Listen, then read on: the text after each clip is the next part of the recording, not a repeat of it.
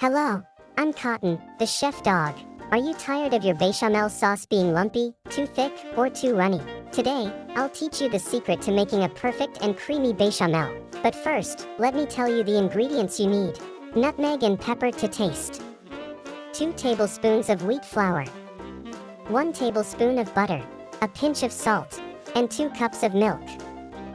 Alright, let's get started. Add the butter and wait for it to melt completely. Now add the wheat flour and mix until it forms a compact paste.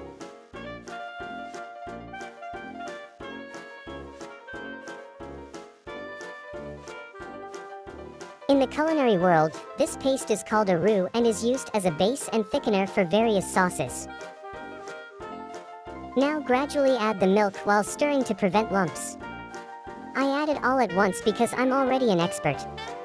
At this point, add the nutmeg, salt, and pepper. Stir over medium heat until you reach the desired thickness. And that's it, we've finished the bechamel sauce. It's ready to make a delicious lasagna, pasta, or gratin potatoes that will amaze any diner. We're done, but don't forget to leave a like and subscribe so you don't miss any of my recipes. I'm Cotton, the chef dog.